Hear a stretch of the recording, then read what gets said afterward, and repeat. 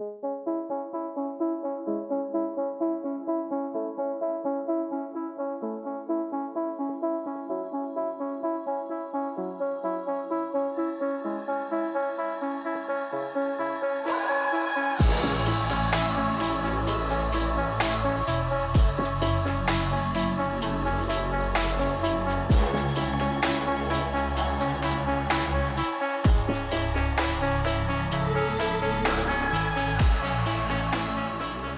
you are black in South Africa and you were born before 1994, then in all likelihood you grew up in a township.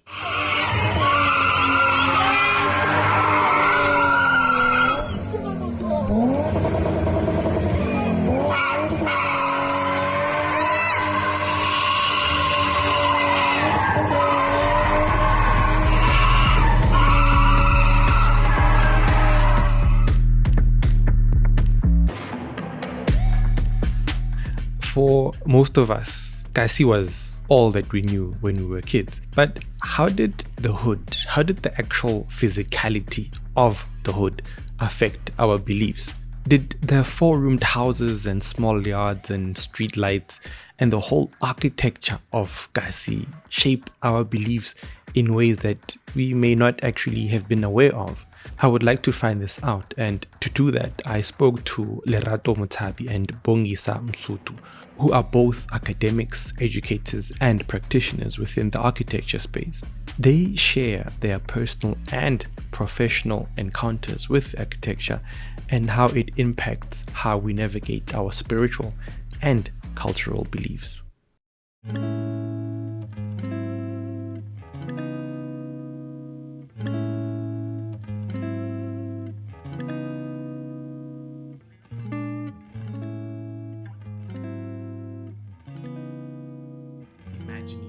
Of living, and then especially if you read and when you go into the histories and then you look at the ancient architecture and what it looked like and why it looked like the way that it did. So to start formally, can I just ask for just an introduction? Okay, do you want to start? Fine, I'll start.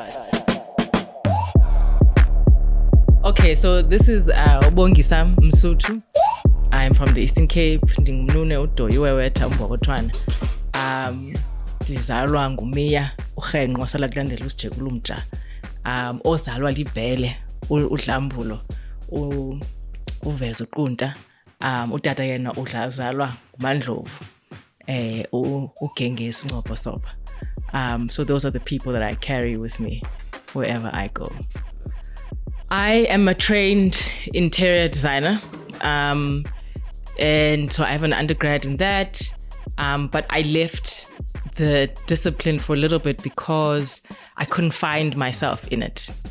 At the time when I was studying, not that anything much has changed, so I couldn't find myself in it, and I had to go outside of the discipline to be able to again find myself. So I then studied anthropology, and I then did my master's in heritage, which is the melting pot of the social sciences as well as art, visual arts, and architecture.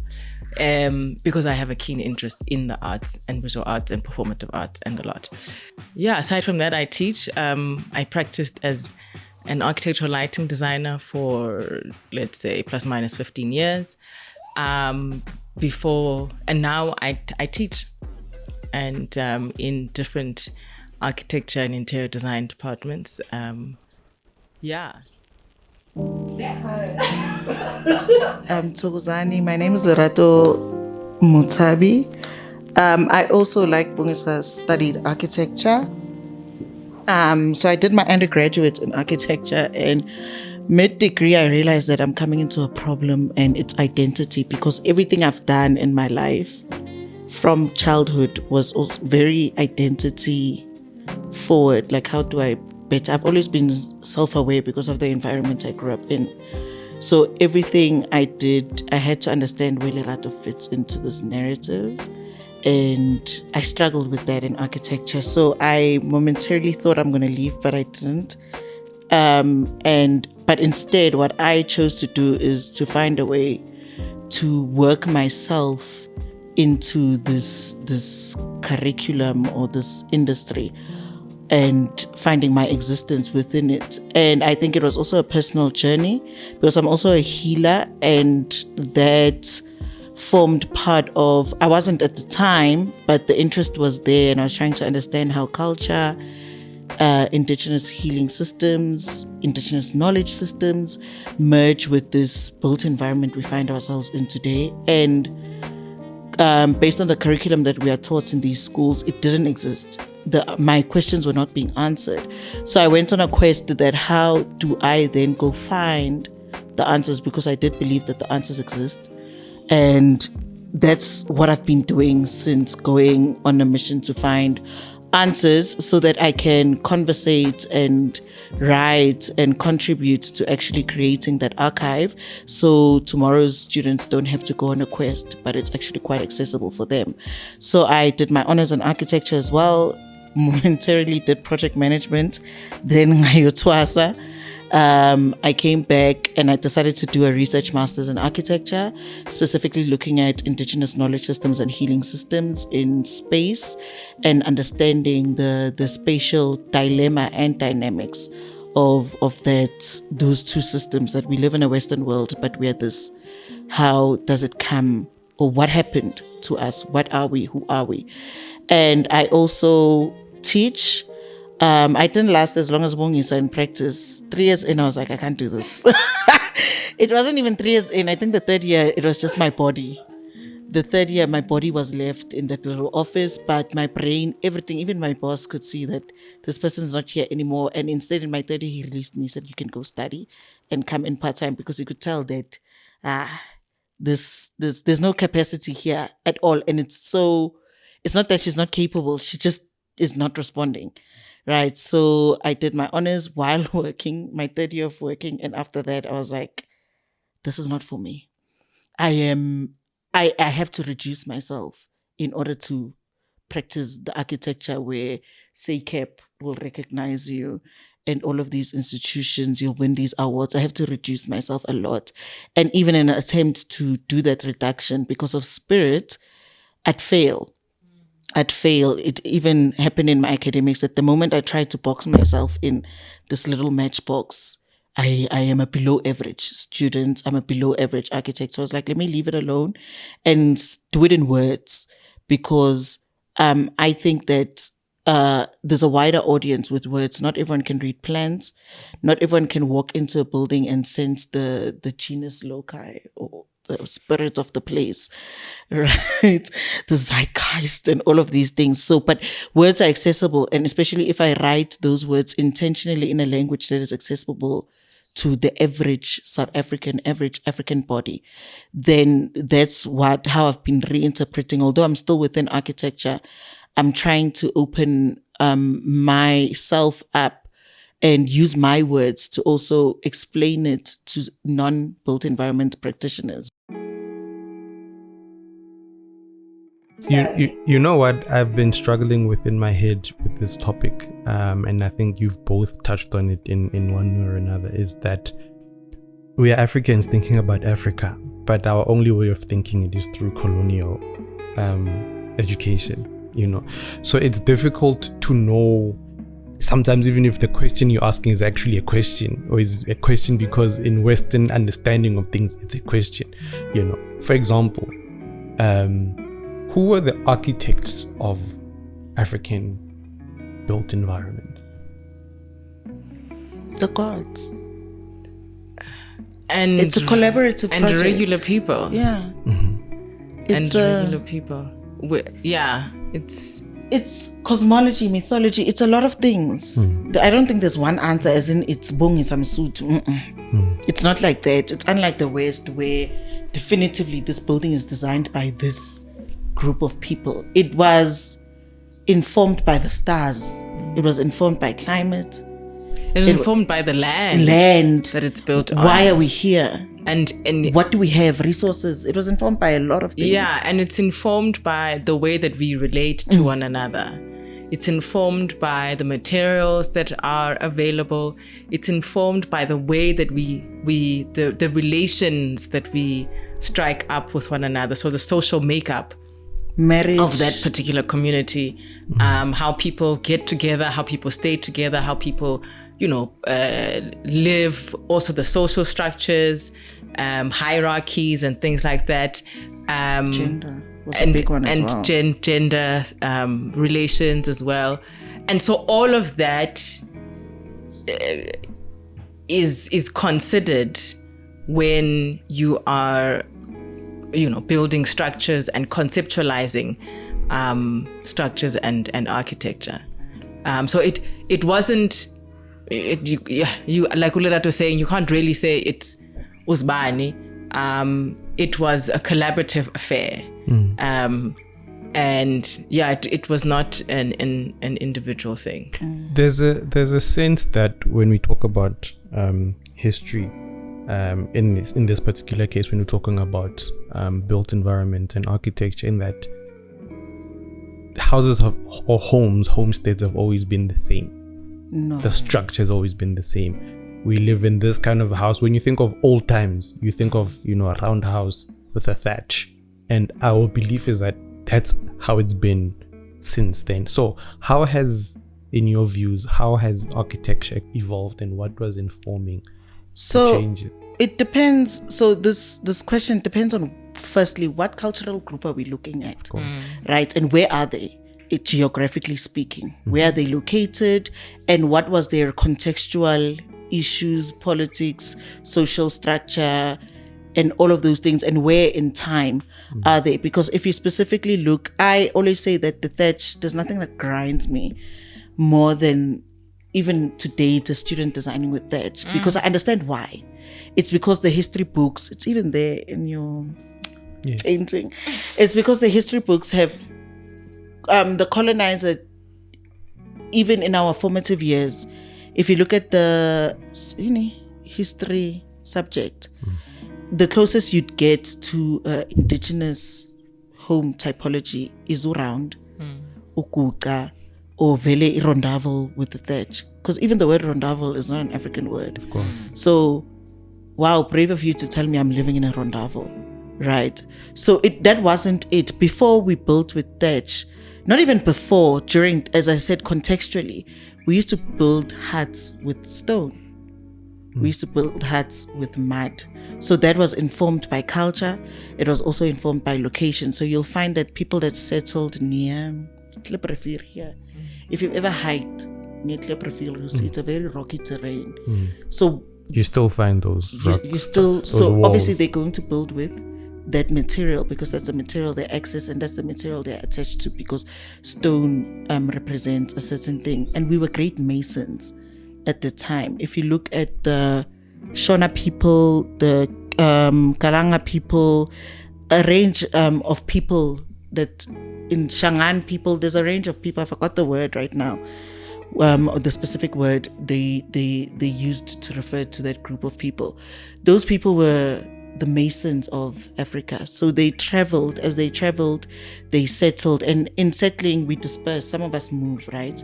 And some of us decide that we're not going to live la in Mpumalanga, we're going to go to Gauteng, for instance. So everywhere they settled, they specifically specialized in masonry work, which is stone work, and they built in stone. So that's why today the closest reference to that is Great Zimbabwe, Mapungubwe, right? So they also settled in those places. That's why we can now say they're related to the Shona people and the Karanga people. So those are the masons of the world, the African world, and they specifically built anything and everything with stone. In all likelihood, you have heard of Great Zimbabwe. It is a stone complex that was built around the 13th century onwards by the ancestors of today's Shona people. What makes Great Zimbabwe so iconic is the meticulous use of carved stone to build the walls of the complex. Now, further down into South Africa, you might have heard of Adam's calendar in Mpumalanga. It is a structure made of a series of large stones erected into pillars that are placed in a pattern that is believed to mark the movement of celestial bodies, and it marks the changes in solar cycles. Locally, Adam's calendar is called Inzalo Yelanga, the birthplace of the sun, and it holds a sacred place among those who believe in its astrological and spiritual significance. If you were to look at Inzalo Yelanga from a satellite view, you will notice an interesting pattern of marks on the ground, circular forms that are clustered together. Then you will see another one, and another one, and another. And the more you zoom out, you realize that these patterns are everywhere and in some ways have a striking resemblance to the great Zimbabwe structures. And then it hits you that you are looking at a massive city. It has been estimated that these structures number in their thousands. What will completely boggle the mind is that this city spans across 10,000 square kilometers.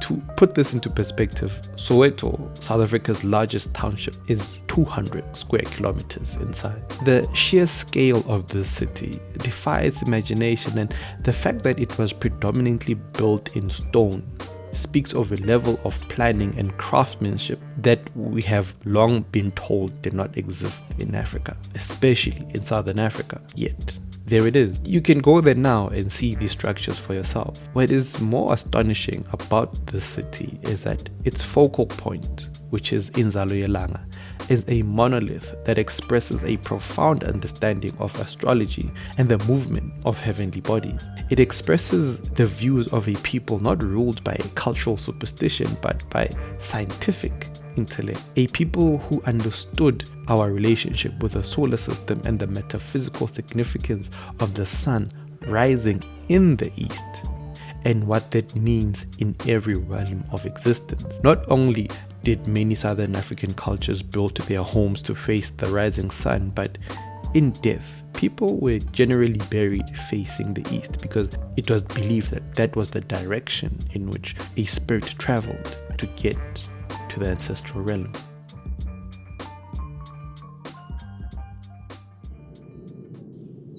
In the northern regions of the Democratic Republic of Congo, on the route that our ancestors traveled during the Great Migration, you find Africa's vast central forest.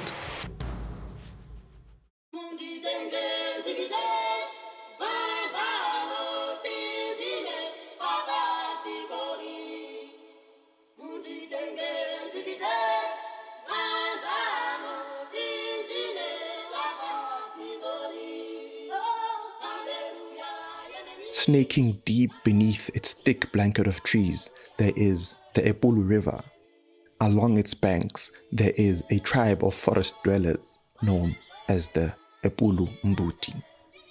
A subset of the broader Mbuti or Ba Mbuti culture, the Epulu Mbuti are descendants of an ancient people who have lived in the forest for tens of thousands of years. The Mbuti have a very intimate relationship with the forest, which they call Ndura. In fact, the people call themselves Bamiki de Ndura, the children of the forest. The Mbuti consider the forest to have a spherical shape, with the children of the forest at its center, and cosmologically, they do not conceive of the forest as a location. It is also the womb from which all of existence comes into being. As every Mbuti child is born to the social sphere of the nuclear family, including the mother and the father, it is simultaneously born to a parallel spherical entity, the forest. The Mbuti huts are circular, and in the center of the floor of each hut is the family's fireplace, known as kuma, which also means vagina. The huts of the different families are arranged in a circular formation, and in the center is the village fireplace, the communal fireplace.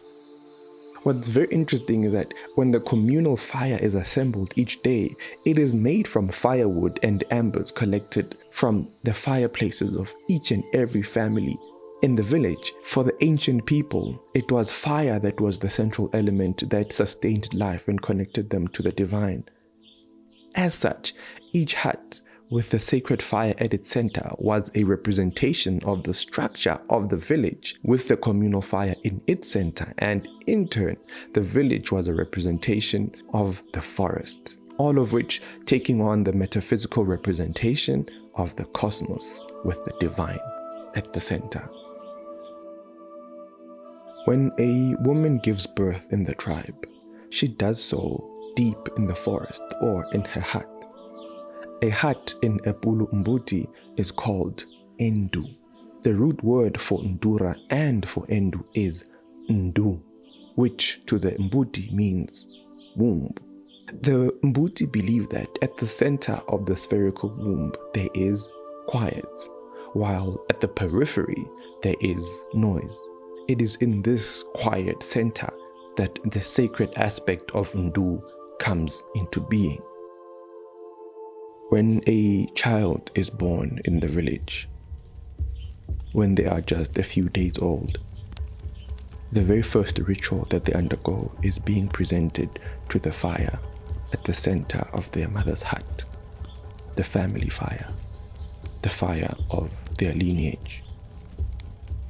They are presented to the spirit of the family ancestors, and then when the child turns 1, they are presented to the communal fire that burns at the center of the village, the communal bonfire that burns across realms and across time, to introduce the physical being of the child to the divine center. More than being a matter of practicality, the circular formation reflected a people's innate understanding of their esoteric relationship between the world of the physical and of the spiritual. The question then is, how did the Southern African cultures that we came from express their understanding of the philosophy of the divine circle?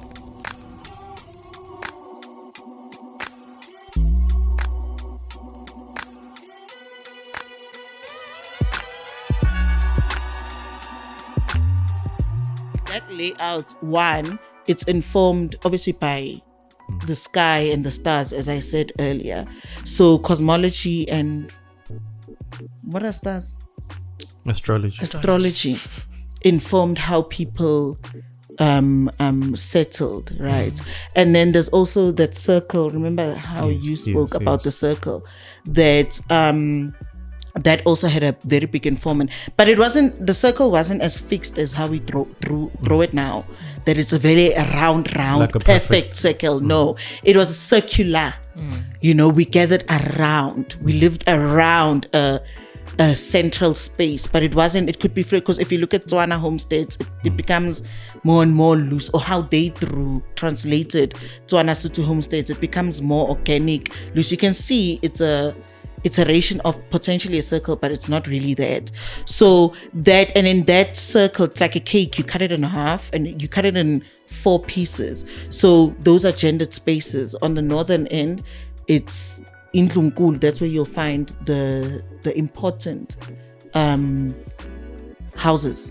So you'll find Indlunkulu, Indlukagogo, and then you'll start finding, if it's a polygamous homestead, you start finding the 2nd, 3rd, or 4th wives' homes according to their position, and you'll find their sons closer to the entrance. And then as you get to Isango of the homestead, then you find Umelusi lives closer to that, because obviously the Kral is in the middle and he's the one that's going to take care of that day to day. And abafana base endlini bahlala lapho, and it grows bigger and bigger and bigger as the surname, the clan, or depending on how they're living, expands, right? But in the nucleus family, if we can even use that word, around, that's the one we see today, that's drawn by about Copland and all of these white men is that kunendlu enkulu. Sometimes they draw indlu kagogo, and then you start seeing first wife, second wife, their children, and then we live in the circle. Isibaya is in the middle, and it's facing east because in architecture there's a thing about north where buildings need to face north because it's optimal climatically and light, and I could equate that in Africa north is east because we're not looking at how much heat can I get in, but we're looking at uphuma kwelanga in Mpumalanga because it's a symbol of something in spirituality. It's a symbol of a new dawn, a new day in spirituality. So most of these homesteads would face that direction. So Isang will be in that direction. As the day progresses. So we'd face that direction, and all of those spaces are very gendered. And uzothola ukuthi indlunkulu operates in a very specific space within the hut, right? So kunala angaya khona, kunala angayi khona. Not that agaya, but when we in community with other people, you won't see her as often. And then there are places where it's obviously gendered ukuthi inkosikazi angeke ingene esibayeni, makoti angeke angene esibayeni, right? Okay.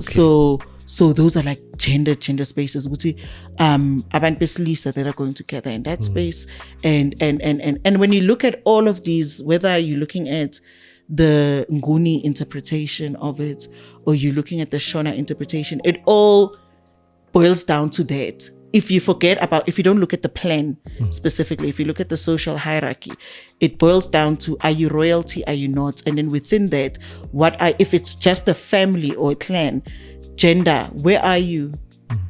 Are you male? Are you female? Then it goes to, how did you get here? Is it marriage? Were you born here? Are you a daughter of this? Because even then, when you're a daughter, eventually you're going to leave. So we won't create permanent residence for you, right? Because a marital arrangement would be made and you leave. But not every woman left. Okay. You'll find that Abu Makat is stuck around because they are very important people in the so you won't compare Lerato that has an expectation of Uganwa to Umakats.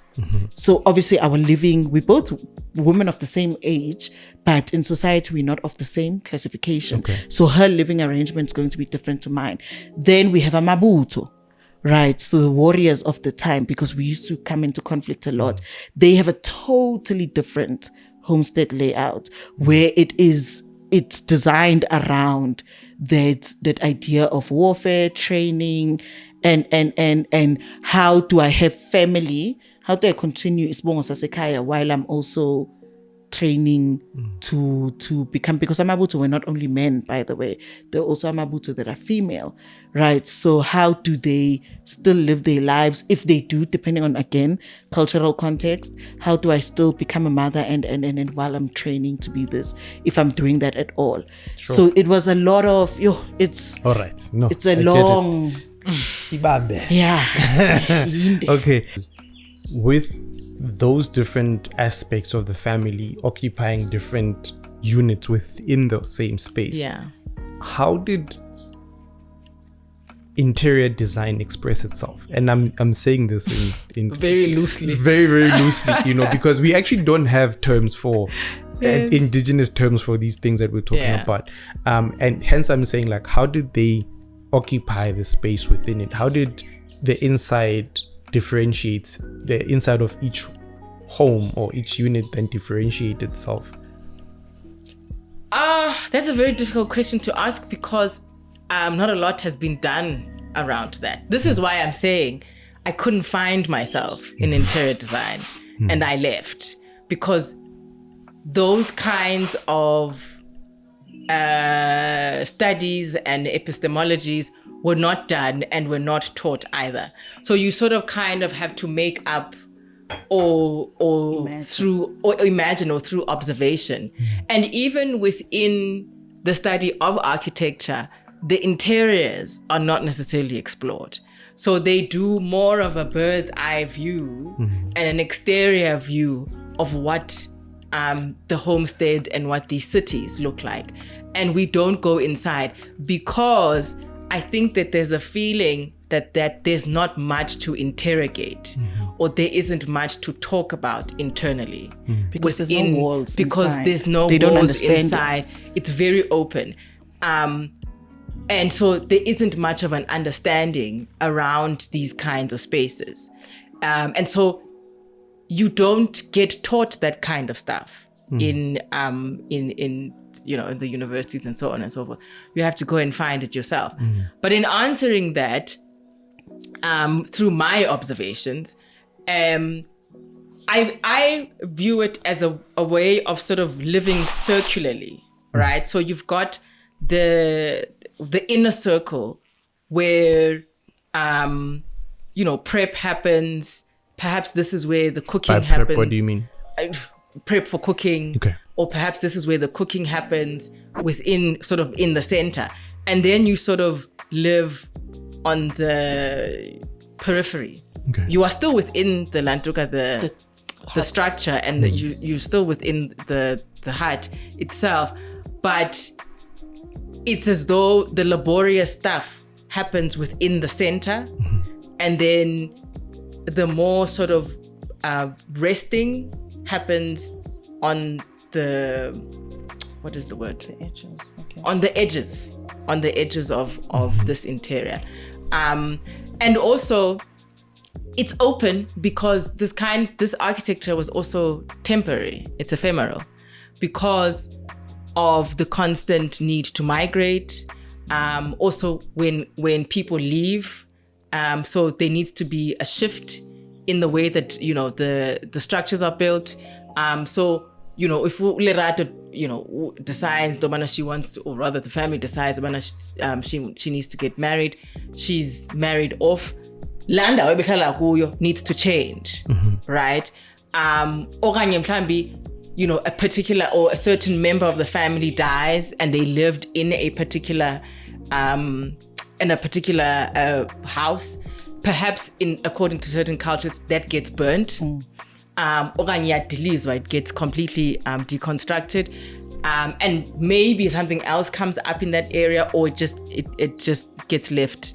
So the structure. So there's a temporarily had space for change. Yes, there's a temporality with it. Also because of the materials that are being used, in that the materials are meant to sort of go back into the earth, right? So Lerato was saying earlier that, they used mud, they used clay, they also use stone, and as well as thatch and grass and so on and so forth.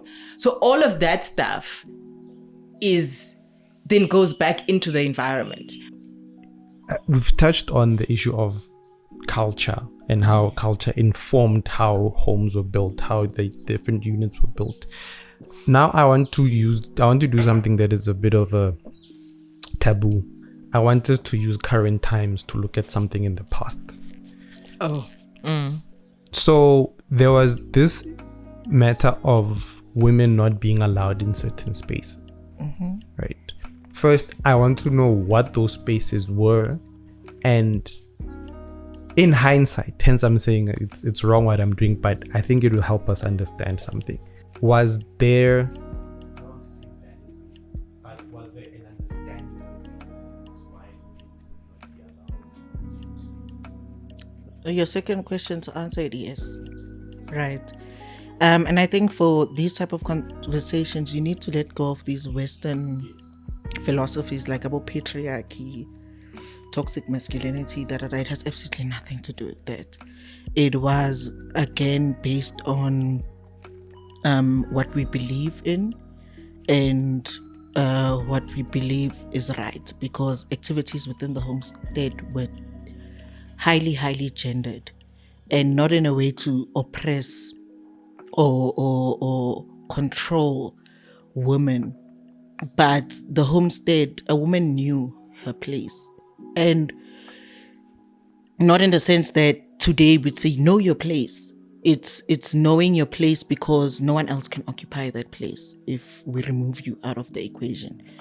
No one can replace Indlunkulu just like that, Jeleomus, because in this puzzle, her piece is important. A puzzle is not complete if it loses one piece, right? So these spaces like isibaya. So you'd find that indawo zokuphahlela kakhulu bekuphahla abantu besilisa ngisho.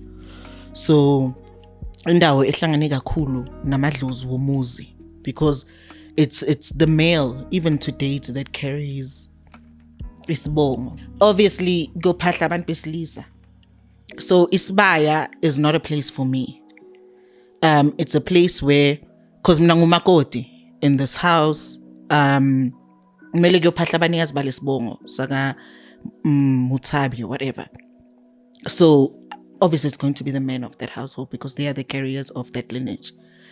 And then umsamo ongaphansi kwendlu enkulu, it would depend. It's again a cultural question that if phahlwa or kwenza umsebenzi phakathi kwendlu enkulu, which is generally occupied by the matriarch, is she there, is she not? And if she is in that space, she's non-verbal and sitting in a specific place. Lapha umsamo emuva, because umsamo would generally be at the back of, or the opposite end to the entrance of the hut itself.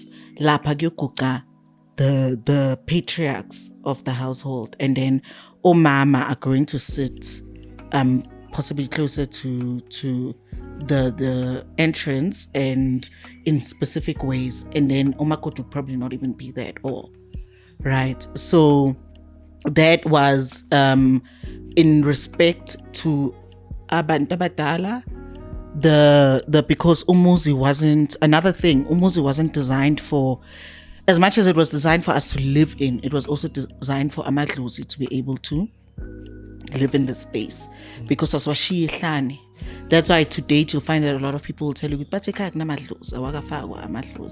right? So back in those times, it was important that this whole thing works for amadlozi, which amadlozi need to be able to move across the homestead itself and also have spaces they occupy, which I may live in that space, but gaziwa ukuthi okay, this is my hut as indlu enkulu, but umsamo lo olapha phakathi is over there, and umakoti wami can't necessarily go ayuhlina umsamo wakwami. Is it? Yes, because angisho lo uze because ugane my son. She's not blood. Yes, so and agana authority to go ayuthinta umsamo walomuzi ukuyophuta lapha or whatever. Can I ask, I know this is more culture specific, especially for Amazulu in this particular case. How does indlu kagogo come about?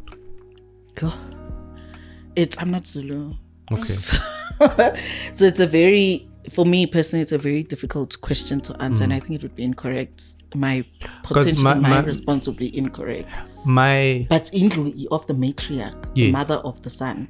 You know what I'm asking. The reason I'm asking this is that, and maybe it'll come back to the temporality of homes, in that is every generation it's the same house of the same gogo for 5 generations, or is it only one particular person, and then when she dies, and I'm assuming then the firstborn son's Ndlunkulu, that becomes her house, and then she becomes Ndlunkulu as she's growing older? Or does it go back to that thing of Dilizwa, and then there's a new one that is built for Ndlunkulu, who will then become so Indlu kagogo and Ndlunkulu, these days you'll find that they're mostly fluid-ish. Okay. Right? There's a very thin line between the two. So in one instance, Indlu kagogo would be now, so say now it's a polygamous homestead, right?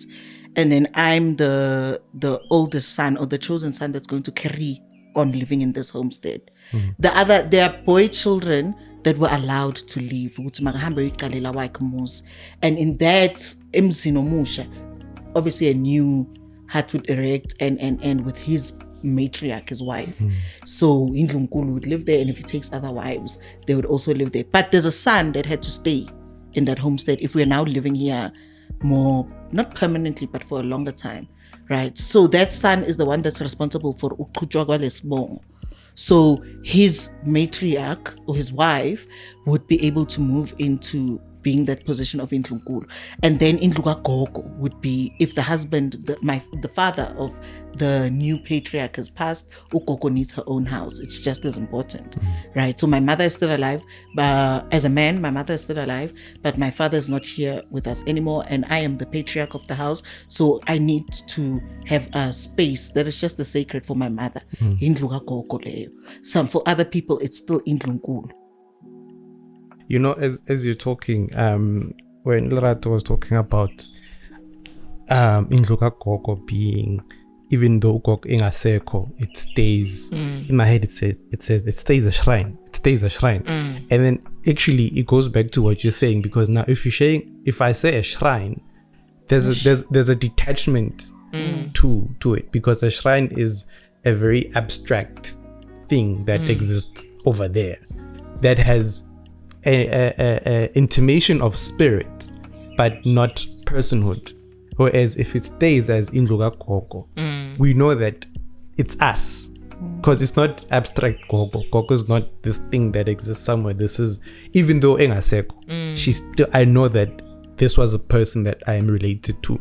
I can approach them in whichever way, you know. And I think for me, this emphasizes what you're saying about how, you know, language becomes, you know, a very important thing in how we understand the world. I don't know if you're familiar with this term called the Sapir-Whorf hypothesis.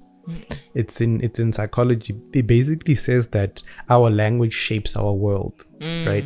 In that, in very often, if you don't have a word for something, it becomes difficult for you to engage with it, you know. And if you have a particular word for a thing, that word then dictates how you interact with that thing. For example, if we say, you know, Indlukagogo versus a shrine, then a shrine, I would feel like if it's a shrine, as long as I'm respectful, I can approach it. But if you say Indlukagogo, I know that if I'm not of that family, no matter how respectful I may believe that I am, like, or how, you know, devout, I am not allowed in that space because of the language, you know. Whereas in our understanding of shrines and whatever, you know, if you just go down and you bow down, you can go, you know. So to move on then from there, you guys have painted a very beautiful picture of the past, and I think you've emphasized context of culture, which I think is in South Africa is a very challenging thing, because when you say, you know, in this culture, we feel like, to be fair, you have to mention all of them, to say in this and this and this and this, and becomes challenging then to find, you know, a ground on which to work from. But I think in anyway, the work that I do, it's part of what we have to do as people who want to bring out information. Like, okay, how do we not ngunify everything and use that perspective and saying, because there is more seemingly knowledge available around that's what we're going to focus on. And like, for example, you touched on, you know, markets in the vendor culture and the things of umsamo, because umsamo, we would believe that it's an Nguni thing, right? It's actually not. All cultures have them, but what's also interesting is that all cultures have a different name for it, and it's situated differently and interact with it differently. And I did research on what each one actually looks like, and it's actually very interesting in that a lot of it also is a reflection of the geography in where it is. So to move forward in time, or rather to touch on a slightly different aspect, where did healers fit into society back in those days? And the contrast that I'm making, or rather the comparison that I'm making, is that in our current times, you know, there are healers, there is Angoma who lives in a particular street, and you go, or right now there are a lot more of them. You know, there are a lot more people by Twasa, and Intwaso now is occupying a certain space in our minds and in our cultural discourse. How did healers inhabit culture, and specifically architecture, in your understanding of those times? So this is it's a question that I've been trying to answer. And I as a research student, academically, I didn't find any answer as to where do they, when I read the plan, where are these people? So my understanding of it is based on dialogue with other healers, and also my interpretation and how I would have imagined the times to be. So which in itself is also academic. Yes. Thank you. So at the time, I imagine that at the time, Besbakon Isangoma Sendao, the Isangoma of the nation, right? And those healers you generally find Epkosini of that place or near where, because Upkosi or the royal homestead would either be located above if they're living in a mountainous type of area, or it'd be located in the CBD of the city, right? So you'd have the big healer of the nation, right? But they deal with very specific things, very specific ailments. So it's like if I'd compare it to Western medicine, it's a specialty type of a doctor, right? It's not a general practitioner. And then you'd find that within our Kamtabi now, there is a healer for Inkinga Zala. So the mundane, isisu sami na 2 months sicela umoya kwenzakalani. And then if inkinga yami is beyond the scope sakamthabi, we're going to go look at the healer that is attached to our lineage potentially. So because our surnames, it wasn't just one surname, it was names within one umbrella or one totem, right? So mhlampe siyoya kwisangoma of that totem. Good, okay. With our totem changed, but now it's a zebra. So we're going to go to that, to the healer of that, and then that's now a specialty issue.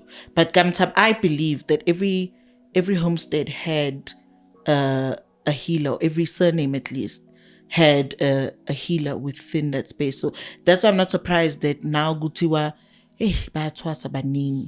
I believe it's a correction of a wrong that was done to us. I think that they're more visible in time. Yeah, and that they're too. More visible. It's because now the social media. So social media.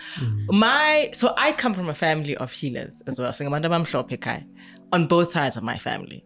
My mother was a traditional healer as well, and I have aunts. Utabawam is also a traditional healer, and one of my aunts is also a traditional healer. My grandfather on my mom's side was also Ikrecha.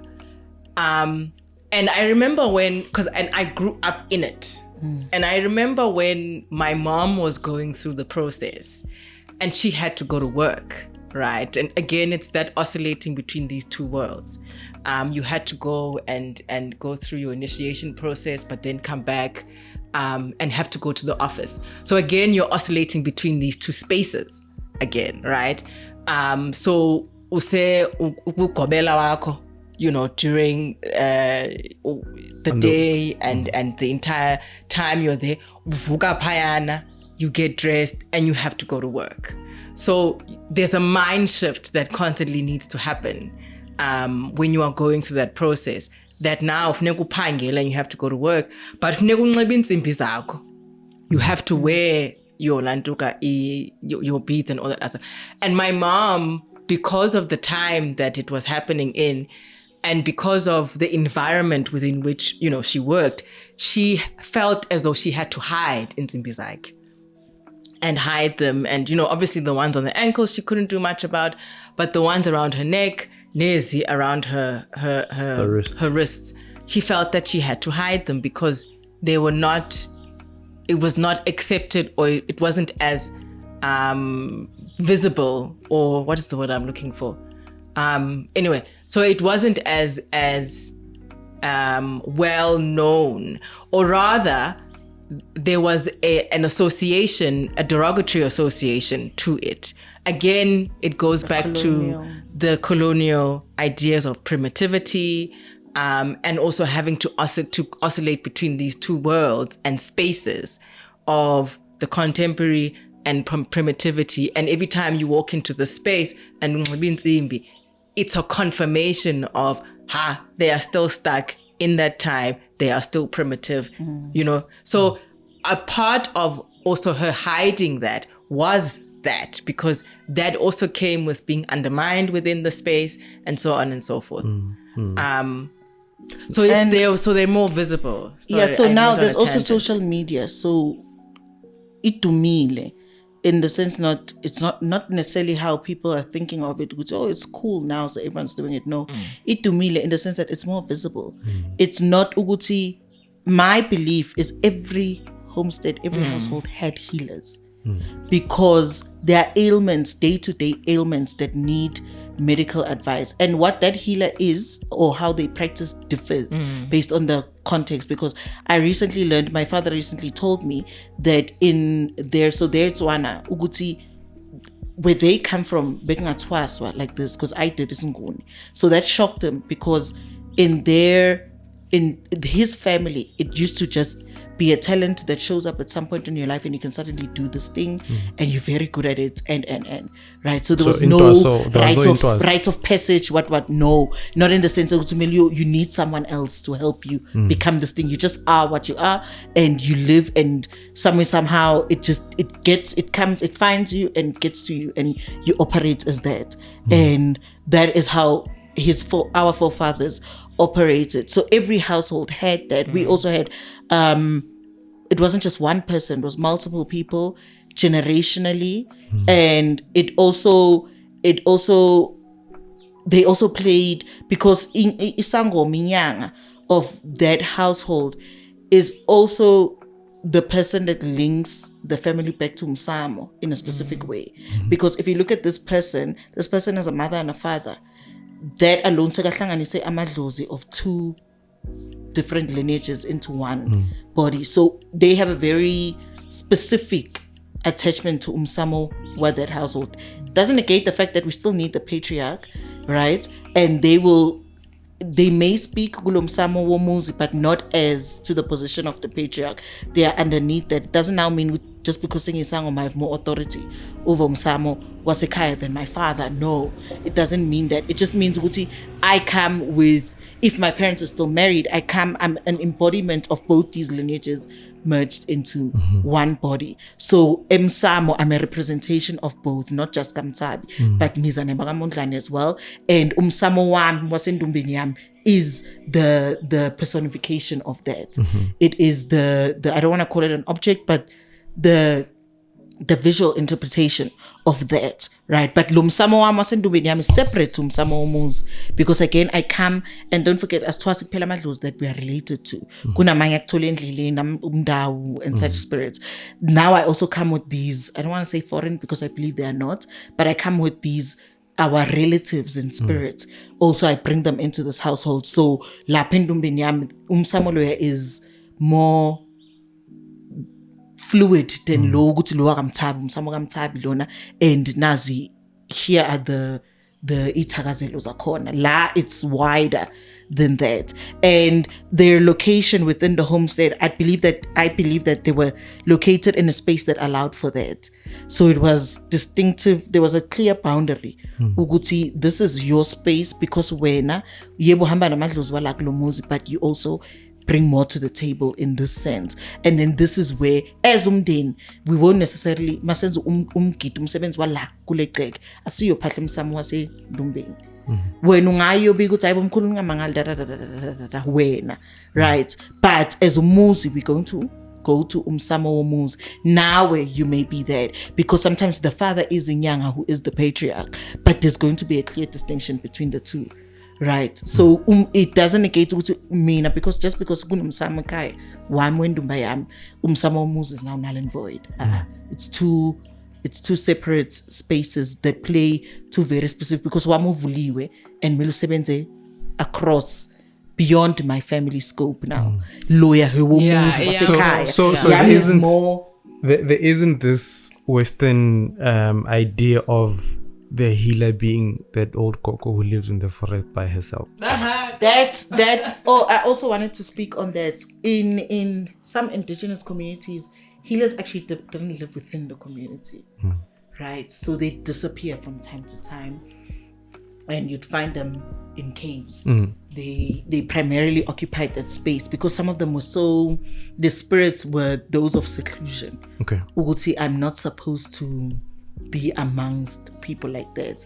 So yeah, and go help where I help, and then I go back to my space. But there's somewhat an element of that during the training period, in that, you know, there's times when you can't be around the regular people like us. When you are training, you have to go to and again I think uyofukama where uyofukama emqolombeni, which is a cave, uyofukama ehlathini okanye engetheni, which is open felt, okanye uyofukama elantukeni ngasemlanjeni okanye engetheni.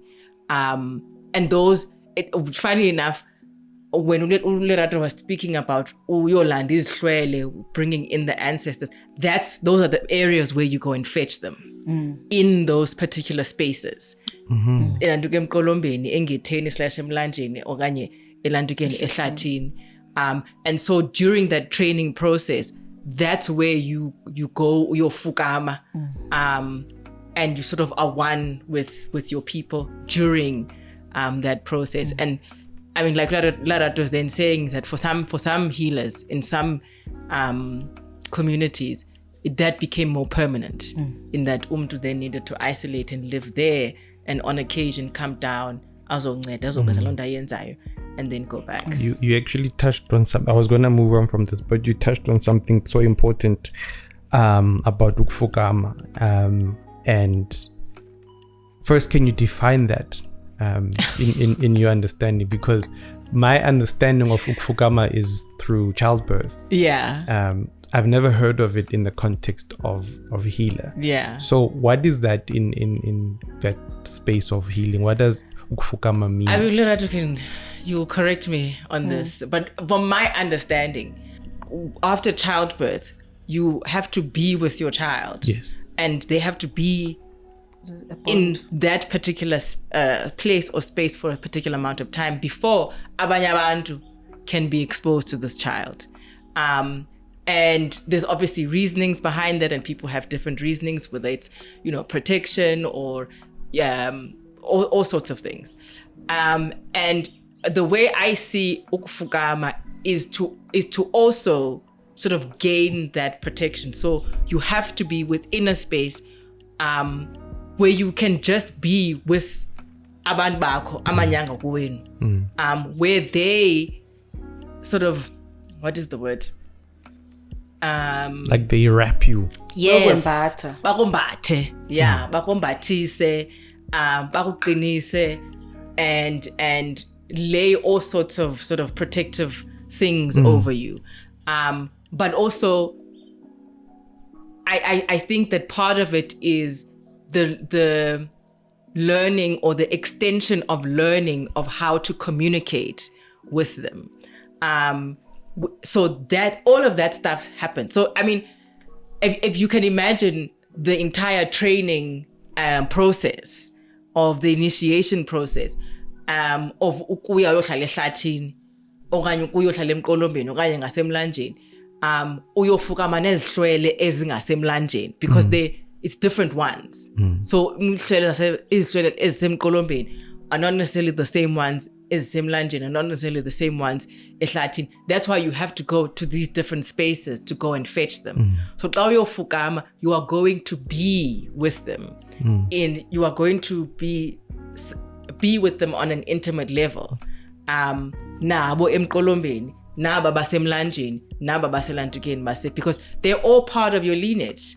It's just that they are located in different areas. That's such a beautiful definition of a thing. You know why I'm saying this? Is because ukufukama, in my understanding, is the space in which a woman gives birth, the hut in which she stays until a particular time, which is then called ukufukama.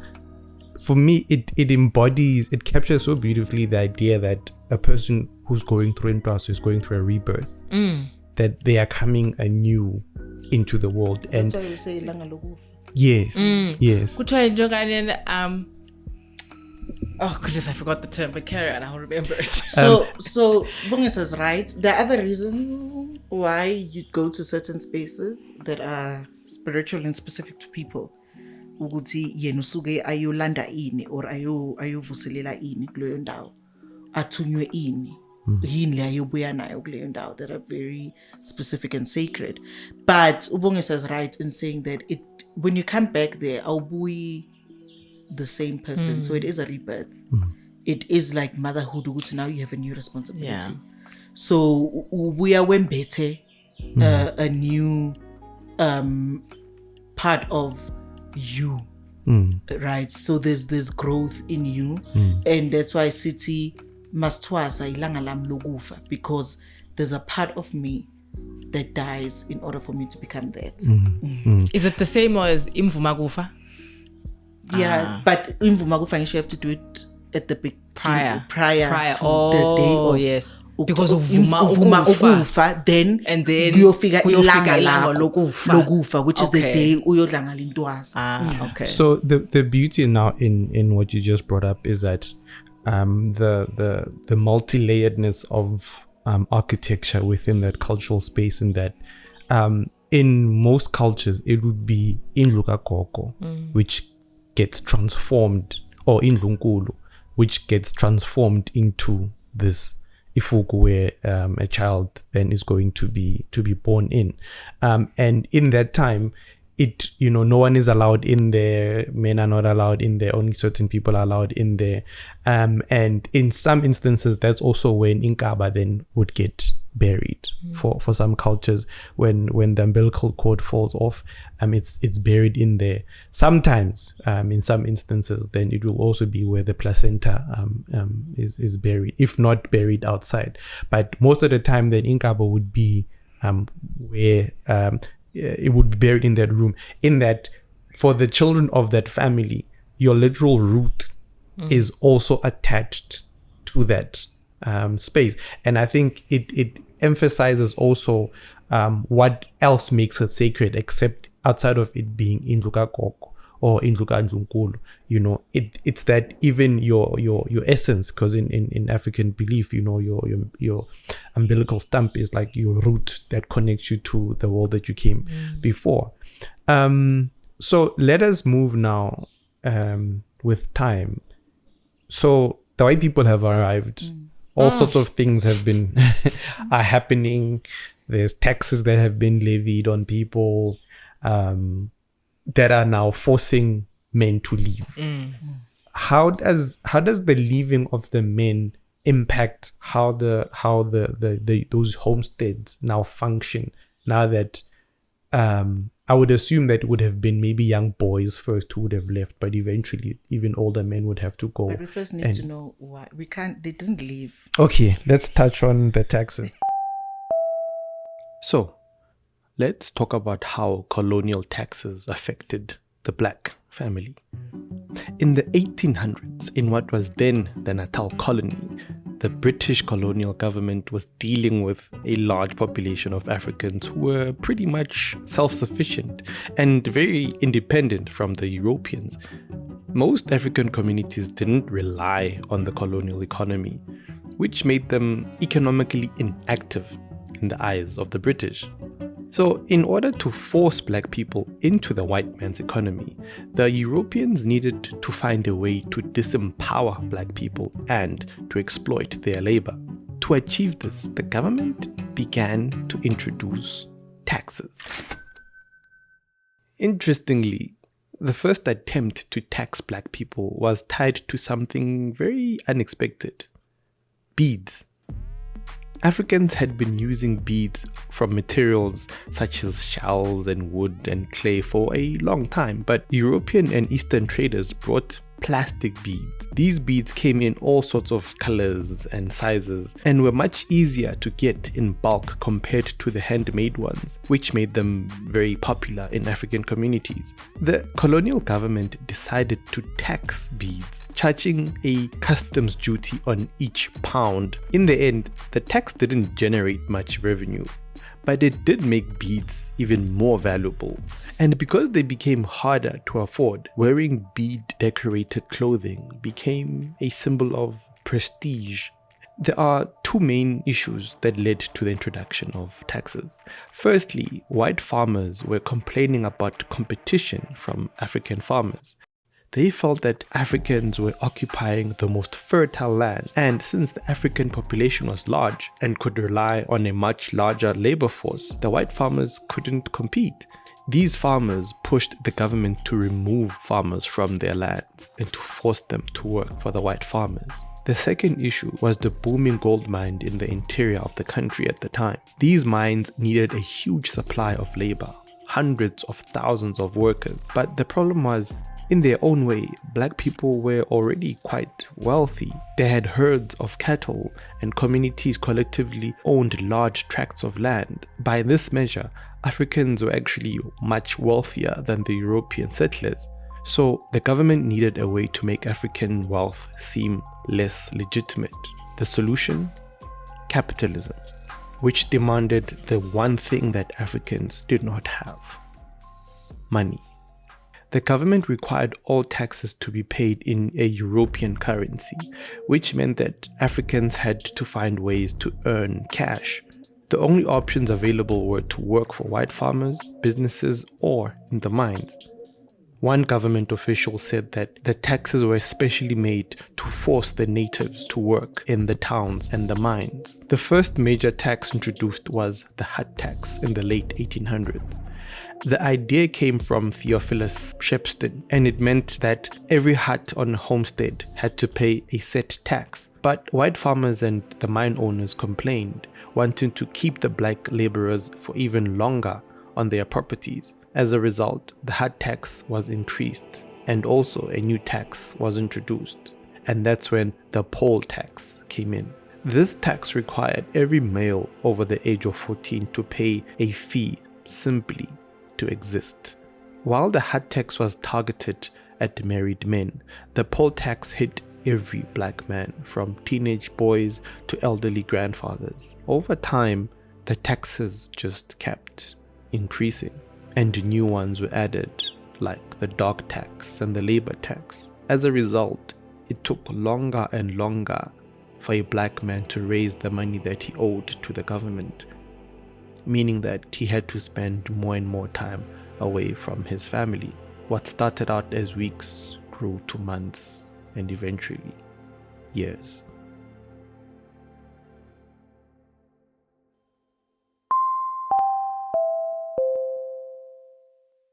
So it completely dismantles the household, because if the patriarch, if lo muntu esijwayele ukuthi uyoguqa lapha emsamo akasekho, what happens? Kuyabani?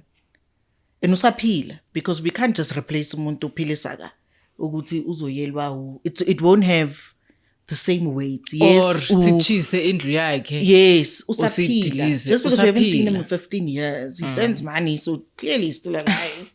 So we can't just say, yes, angaya, because he's a man that is of age, and but aksuyu baba wale khaya.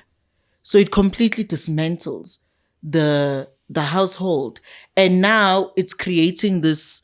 It's okaying, which is okay now in 2024, but it's making it okay for gender roles to start being fluid, right? And that's not how we built the system of our household. So now things become fluid, and it's causing problems, because all of a sudden now that's why we have these discourses where we can't even agree as healers today. Is it appropriate for ugogo ukuthi kube uyo phahla emsamo? Some will say it's okay, it's not, but they're also responding to the fact that but ubaba beyangekho. So what then? We should saphahli like hi. So now it's creating confusion within the human day to day, and then you can imagine because for generations and generations we've been operating like this, and now suddenly the people that can do certain things are not here anymore. As much as I believe spirits is fluid, but there are things that are just done the way they are done because it is just simply correct to do them in the way we do them. Into also requires certain things because it requires certain things that it works. Ngeke all of a sudden just into it won't have the same effect. So in my opinion, and then the other things that also happened that further dismantled the household because the architecture even itself changed completely. Apart from the taxes with all of the acts that they implemented, because in the early 1900s, when they started seeing that, okay, we've come into a jackpot here, they obviously needed to dispossess us. And the best it's not even an opinion, my fact is that the greatest way to dispossess Umtomnyama is to take their land away.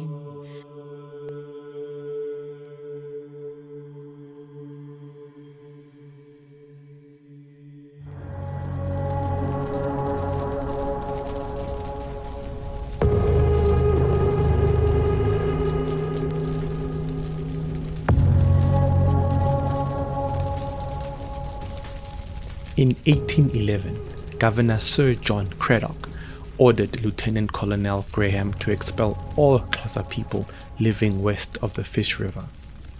Cradock made it clear to Graham the importance of, quote, destroying the Kaffir kraals, laying waste to their gardens and fields. In turn, Graham promised Cradock that he would, quote, attack the savages in a way in which I hope will leave a lasting impression on their memories. The war that followed came to be called the Fourth Frontier War. These are entries from Graham's journal.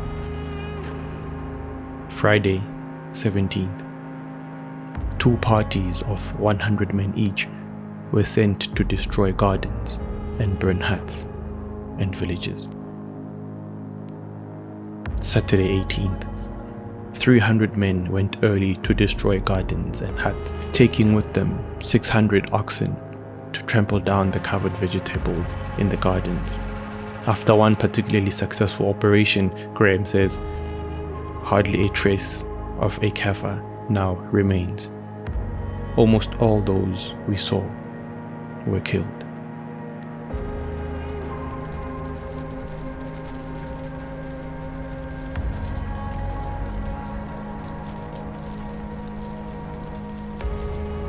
It is difficult to comprehend what our people went through as the reality of colonization settled in.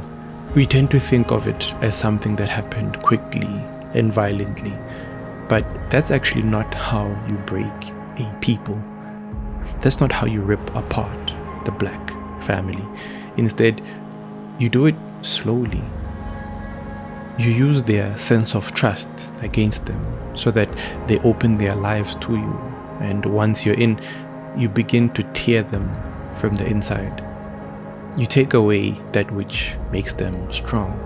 Piece by piece, you take and you take and you take. Until one day, all that they know about themselves is nothing but ash blowing in the winds of a forgotten time.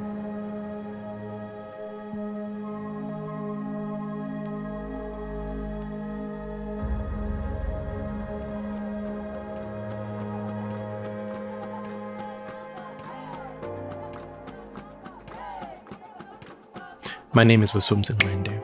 Thank you for joining me on this episode of The Journey Kwantu. It has been a while, but we're back, and I will explain why. For now, I wish you light, I wish you courage, and I wish you all the very best on your journey. Makwande.